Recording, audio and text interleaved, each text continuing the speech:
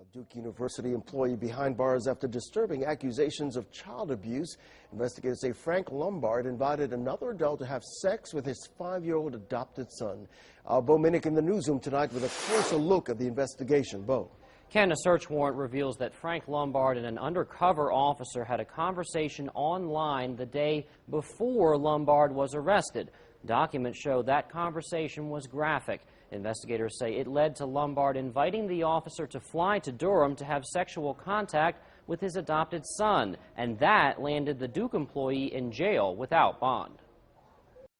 A confidential tip is what authorities say first led them to Frank Lombard. An informant claimed to have seen the Duke University official sexually molesting an African-American child on a webcam. Forensics consultant Larry Daniel has seen computer sex crime cases before and says in this case, the use of a webcam stands out. That is just horrific to me beyond belief, because you're watching a crime in process.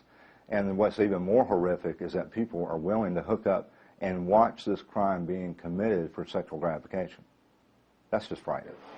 Daniel is not connected with Lombard's case, but he says investigators already have key pieces of evidence. Court documents show Lombard communicated online with an undercover officer, inviting the officer to have sexual contact with his 5-year-old adopted son. A transcription of the conversation shows Lombard wrote, "Some ways a boy not related to can be better.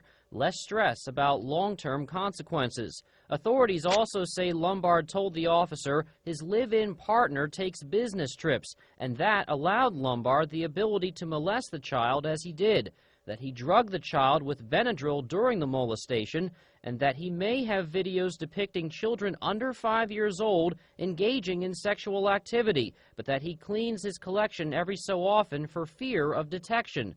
Daniel says even if files like that are deleted, they still can be retrieved. Even if you run some kind of evidence erasing tool, it does not clean up the registry.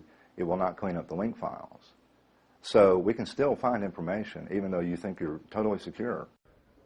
And authorities removed 2 children from Lombard's home, placing them in protective custody. They do not believe the partner was involved in any way in the suspected abuse. Lombard is the associate director of the Center for Health Policy at Duke. He's now on unpaid leave. Ken? Bo Minnick reporting.